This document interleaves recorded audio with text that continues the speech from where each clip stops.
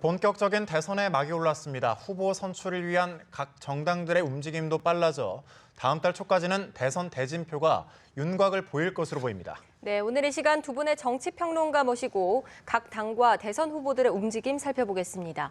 김병민 경희대 개건교수, 김관옥 계명대 교수 자리하셨습니다. 어서 오십시오. 어서 오십시오. 네, 안녕하세요. 예. 먼저 이제 홍준표 경남지사가 이제 선언을 했습니다. 대선 출마 선언을 했는데 앞서 저희가 이제 현장도 연결을 해봤죠. 장소가 서문시장입니다. 전통시장인데 의미가 뭔가요? 아무래도 박근혜 전 대통령이 정치적 고비고비마다 찾았던 서문시장에서 출마 선언, 그러니까 나름대로 출정식을 벌였다라는 것들은 박근혜 전 대통령을 부정하면서 자유한국당이 대권 주자가 되기는 어렵다라는 판단을 했을 겁니다. 그러니까 본인이 기본적으로 대통령 선거에 출마하겠다고 처음으로 마음을 먹었을 때 양박이라는 신조어를 만들어내면서 친박계 세력들과는 선을 분명히 긋는 모습을 보여줬거든요. 그럼에도 불구하고 현재 자유한국당을 지지하고 있고 또 자유한국당 내에 남아있는 정치적 유산들을 승계하기 위해서는 기본적으로 박근혜 전 대통령과의 단절은 어렵다라고 판단한 것 같습니다. 그러니까 홍준표 지사가 갖고 있는 스탠스가 굉장히 좀 애매하고 복잡한데요. 친박과 비박이라는 대결의 관점에서 봤을 때는 비박계 표를 가져야 됨에도 불구하고 현재 자유한국당의 경선 룰이라는 게 70%, 그러니까 컷오프 과정에서는 70%가 책임당원, 30%가 이제 일반 국민의 대상으로 한 여론조사이기 때문에 친박계가 나름대로 장악하고 있는 기본적인 표심을 확보하지 못하면 당이 후보가 되긴 또 어려운 상황입니다. 그래서 여러 가지 포석 속에서 박근혜 전 대통령과 거리를 완전히 둘 수도 없고 또 가깝기도 할 수 없는 그러한 과정들을 보여준 상징적인 의미가 아닌가 생각이 됩니다. 어느 정도는 이어온다 이런 의미군요. 어떻게 보셨습니까? 그러니까 뭐 서문시장이다. 대구라는 거는 기본적으로 구여권, 즉 자유한국당의 심장입니다. 그리고 여기서도 서문시장이라는 것은 민심의 진앙지예요. 그러니까 모든 대권 주자가 사실은 서문시장을 찾습니다. 그리고 말씀하신 대로 또 박근혜 전 대통령의 어떤 정치적 고향도 서문시장이라고 할 수 있는데, 그러니까 예컨대 홍준표 지사 같은 경우가 경남지사이기 때문에 만약에 이제 이 선출 이제 출마를 한다 그러면 창원에서 해야 되겠죠. 그런데 지금 여기를 찾는다는 건 그만큼 정치적인 의미가 서문시장에 있다는 거고요. 또 한 가지는 이제 서문시장이다. 시장이라는 건 기본적으로 민생과 연결이 되는 거죠. 그래서 어떤 서민 대통령 한번 해보겠다. 그리고 민생을 좀 챙겨보겠다. 뭐 그런 이미지를 좀 더 받아보겠다는 어떤 취지가 이 안에 깔려 있는 것 같고요. 그런데 이제 문제는 대구의 민심이, 즉 대구 경북이라고 할 수 있는 자유한국당의 가장 대주주의 그 시민들이 민심이 그만큼의 어떤 비박계인 홍준표 지사에게 환영을 할 수 있을까? 뭐 요거는 우리가 좀 더 두고 봐야 될 그런 부분이 아닌가 그렇게 생각을 합니다. 조금 더 두고 봐야 된다 말씀하셨는데 어쨌든 황교안 권한대행이 불출마 선언을 한 이후에 그 지지율이 가장 많이 넘어온 게 홍준표 지사 쪽이거든요. 오늘 또 대구에서 출마 선언을 했으니까 TK 표심을 좀 가져올 수 있을지 이 부분도 궁금합니다. 그러니까 어느 정도의 표심을 가져올 수밖에 없는 거는 지금 자유한국당에 나와 있는 여러 난리뛰는 후보들 중에 그나마 국민들에게 인지도가 알려져 있는 게 홍준표 지사 정도일 겁니다. 그렇기 때문에 황교안 권한대행이 불출마하고 나서 아무도 후보가 없는 상황으로 갈 수는 없는 상황이기 때문에 홍준표 지사에게 일부 지지율이 옮겨갔다고 볼 수 있는데 그렇다 하더라도 굉장히 유의미하게 큰 폭 상승을 했다고 보기는 어려움이 있거든요. 어저께 이제 자유한국당 같은 경우는 합동 토론회가 있었죠. 그 과정의 영상들을 쭉 지켜보니까 사실 굉장히 다크호스로 떠오를 수 있는 부분이 김진태 의원의 약진이라고 볼 수 있는 겁니다.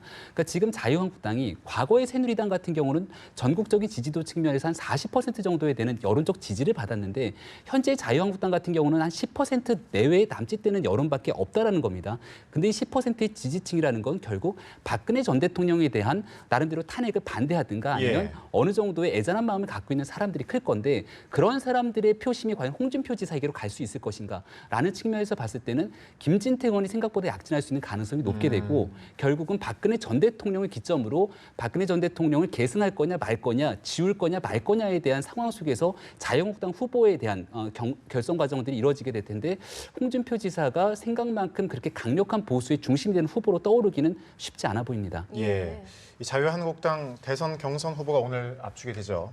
내일 토론을 거치면 또 4명으로 또 추려지게 되죠. 근데 이제 지금 예. 4명이라고 하면 아무래도 지금 홍준표 지사가 제일 많은 지금 지지율이 네. 높은 상태에 있습니다. 예. 그러니까 지금 TK 민심이라든가 구 여권의 민심이 사실상 제일 먼저 반 전총창에게 이제 갔다가 예.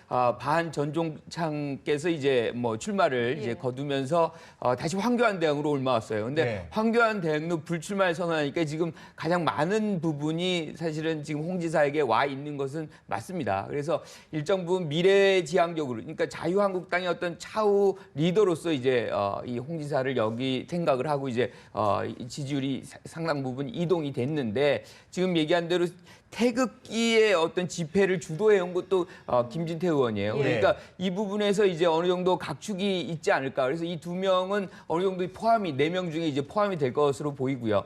나머지는 이인재 이제 전 대표 같은 경우는 대표를 좀 했고, 또 하나가 이제 충청권의 어떤 자유한국당 지지자들한테는 거의 전폭적인 지지를 받을 겁니다. 그래서 예. 상당 부분 4위 안에 이제 들어올 개연성이 크고요.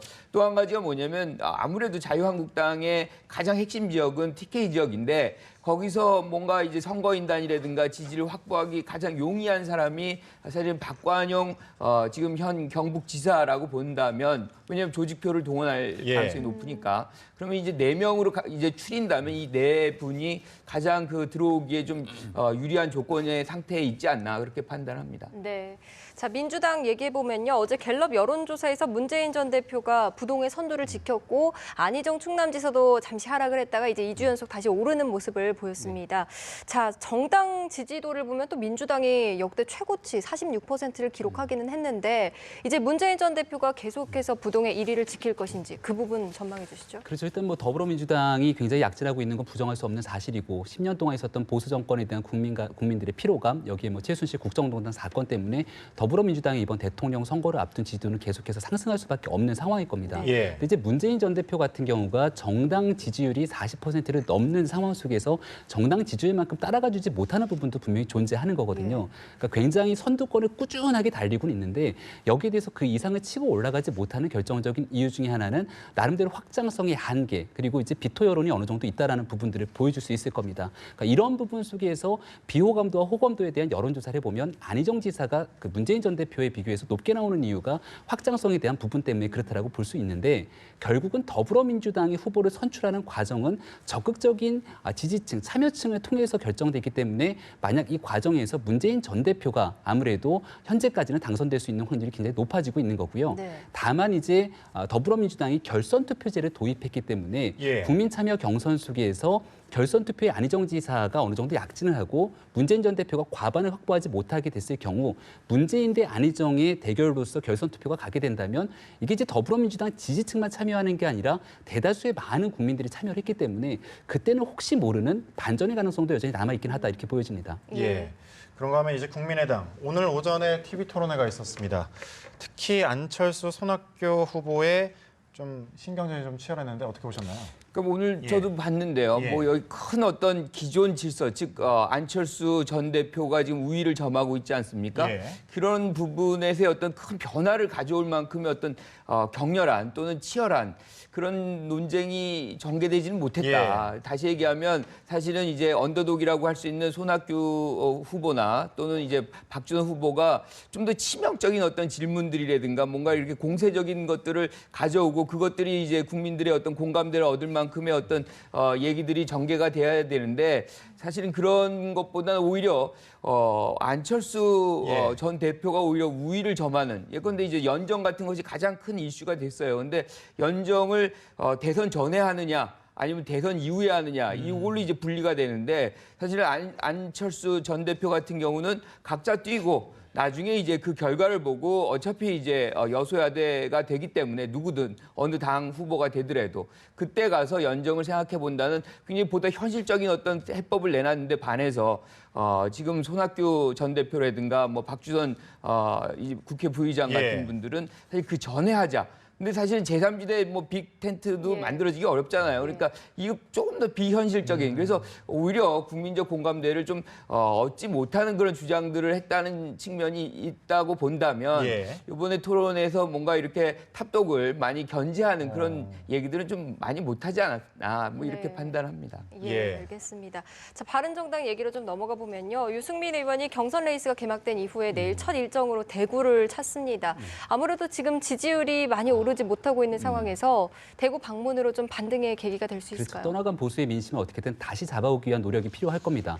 유승민 의원 같은 경우는 박근혜 전 대통령의 탄핵이 결정되고 나면 지지율이 오를 거라고 얘기를 했지만 예. 사실상 바른정당의 지지율과 유승민 의원, 그러니까 후보의 지지율은 크게 오르지 않고 있는 상황이거든요. 예. 이건 이제 보수의 표심이 바른정당과 유승민 의원을 지지하지 않는다라기보다는 전체적으로 앞서 말씀드린 것처럼 과거에 40%에 달했던 보수층의 지지 여론들이 그대로 이제 답보적인 상태에 놓여 있다라고 보여지는 거거든요. 아직까지는 어느 후보와 어느 정당을 지지할 만한 그런 상황에 놓여지지 않기 때문에 유승민 의원을 비롯한 바른정당 그 의원들 간에는 어떤 방식을 쓰든지 간에 등 돌린 보수의 표심을 잡아오기 위한 최선의 노력이 필요할 겁니다. 예. 근데 지금 바른정당이 계속해서 지지율의 하락을 겪고 있는 이유 중에 하나는 또 내부에 대한 갈등 문제도 분명히 존재하는 거거든요.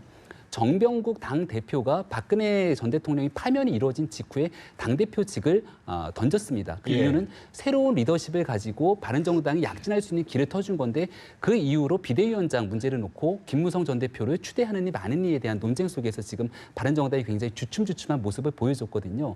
지금 이러한 상황을 타개하기 위해서는 유승민 의원 개별 후보가 나름대로 경쟁력으로 뜨고 있지 않는 상황이기 때문에 한 32명 정도 되는 바른정당 의원들이 전체가 완벽하게 합심해서 완벽한 비대위원장을 옹립하고 거기에 대해서 정말 사직생의 각오로 국민 앞에 나서야 되는데 현재로서 국민들이 보기에는 바른정당의 유승민 의원 정도만 보이는 거지 정말로 이번 대통령 선거를 앞두고 국민께 뭔가 보수의 재건을 위한 목소리들이 잘 보이지 않는다는 네. 비판의 여론들이 있는 거거든요.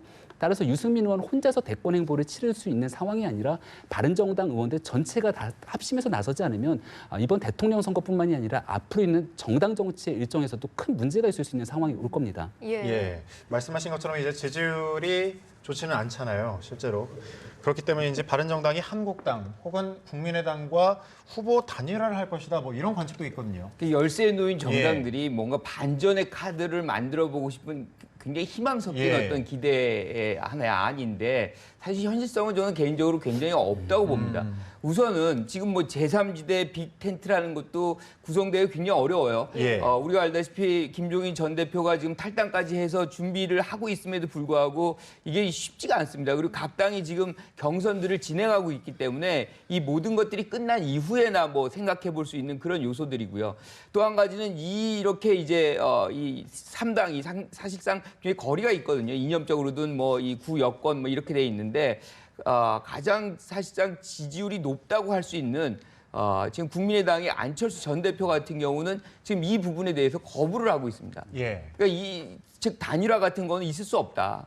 이렇게 얘기를 하고 있고 유승민 후보 같은 경우에 단일화에 대해서 조금 더 적극적이고 뭐 하지만 바른정당에서의 그 남경필 지사 같은 경우도 이 부분에서 거부하고 있어요. 그러니까 정체성이 혼돈이 오고 적으로 뭐 실현 가능성도 없다라고 보기 때문에 이것은 뭐 내부적으로 이렇게 실현 가능성의 회의가 있기 때문에 전체적으로 만들어지기 좀 어려운 부분 아닌가 가능성이 싶습니다. 어렵다. 예. 예.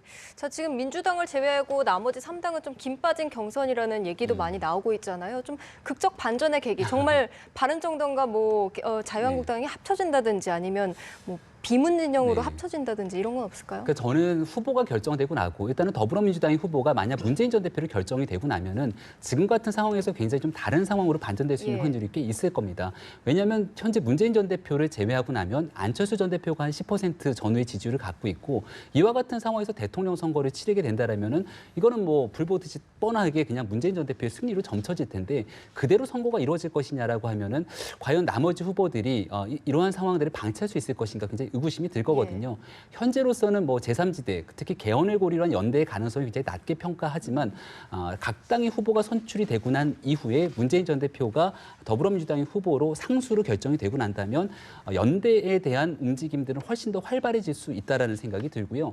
결국 여기에는 안철수 전 대표의 의지가 굉장히 중요하게 적용이 될 겁니다. 그러니까 안철수 전 대표 같은 경우는 이번 선거가 문재인 전 대표와 본인의 대결이라고 얘기하는 기본적인 가정은 본인을 제외한 나머지 나머지 후보들이 이번 선거에서 본인을 위해 어느 정도의 양보의 절차가 필요하지 않겠는가라는 생각을 할 겁니다. 그러니까 2012년 대통령 선거 같은 경우에는 안철수 전 대표가 문재인 전 대표를 위해서 네. 마지막으로 양보하고 목도리를 걸어주는 듯한 이런 모양새에 취했는데 정당 정치판에서 이렇게 안철수 전 대표와 국민의당을 위해서 나머지 정당들이 희생할 확률은 0에 가깝거든요. 그렇다 보면 결국은 문재인 전 대표에 대항하는 나머지 연대에 대한 결사체의 움직임들이 훨씬 더 활발하게 이루어질 수 있을 거고 이러한 시점들은 아마 4월 달 정도 되고 나면은 조금 더 지금이랑은 다른 상황으로 반전될 여지는 여전히 남아있다 보여집니다. 근데 예. 이제 한국 정치라는 건 대선 중심의 정치입니다. 그러니까 대선 후보를 내느냐 못 내느냐 그게 정당의 어떤 운명을 가르는 굉장히 중요한 요소이기 때문에 사실상 안 낼 수가 없는 거죠. 그러니까 만약에 단일화를 한다 그러면 어떤 당들은 자기 당의 후보가 없는 지경이 되기 때문에 이런 것들은 굉장히 취약한 당의 그 대선 이후의 어떤 행보 이런 것들 또 뭐 많이 이제 호응을 얻어야 네. 되는데 대선 후보가 있고 없고 굉장히 중요합니다. 그래서 네. 제 생각은 이게 이제 단일화되기보다는 특히나 또 한 가지 구도가 어떤 당에서 후보가 당선이 돼도 결국은 여소해야 됩니다. 그러니까 각 당은 자기 지분을 갖고서 움직일 수 있기 때문에 굳이 단일화를 할 필요가 없다. 네. 그래서 여기서는 특히나 이제 안철수 전 대표 같은 경우는 이미 한 번에 지금 말씀하신 대로 한 번에 이제 양보를 했었어요. 그렇죠. 근데 이번에도 또 뭐 단일화 과정에서 뭐 양보할 수 있다라고 한다면 그 미래가 좀 불투명해질 수 있고 그렇기 때문에 유승민 후보 같은 경우는 마찬가지입니다. 이번에 자기 어떤 새로운 보수의 어떤 이미지를 대구, 경북에 아주 각인시키지 않으면 안 되는데 예. 이걸 남에게 양보하면서 자기가 뒤에 물러 있다? 그걸 상상하기 좀 어려울 부분이 있는 거죠. 따라서 이번에는 거의 다자구도의 모습이 나올 가능성이 매우 높다. 예, 어떻게 될지는 좀 상황을 지켜봐야 되겠군요. 이야기를 좀 더 넘어가 보도록 하겠습니다. 검찰 박 전 대통령과 SK그룹 간의 수사를 의혹 수사에 속도를 내고 있는데 검찰이 최태원 SK그룹 회장을 불러서 조사 중입니다.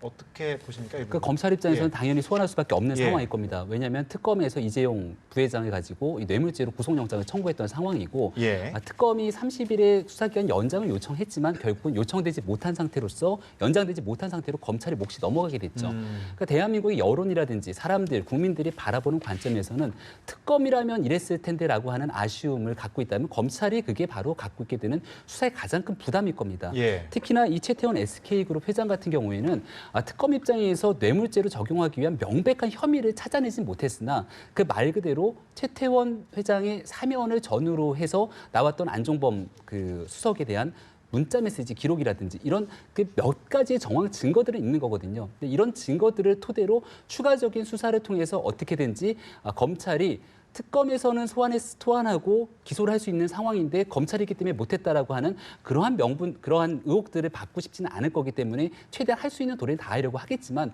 저는 이걸 뇌물죄로 입증하기 위한 명확한 증거를 찾아내기 또 쉽지 않을 거라고 봐요. 예. 검찰 입장에서는 앞서 말씀드린 것처럼 여러 가지 여론의 상황을 고려하기 위해서 최대한 할 수 있는 도리는 다 하겠으나 이걸 뇌물죄로 나머지 대기업들에 대한 수사를 전면적으로 확대해 나가기에는 또 부담이 있을 거다 이렇게 보여집니다. 예.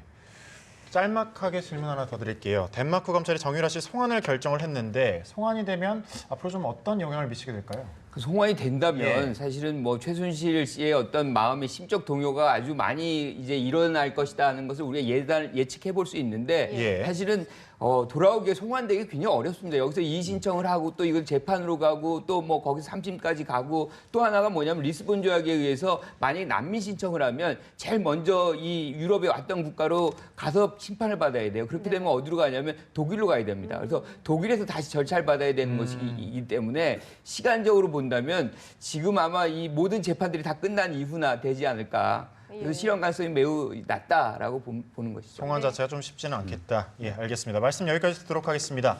김병민 경희대 개관교수, 김관옥 계명대 교수와 함께 말씀 나눠봤습니다. 고맙습니다. 고맙습니다.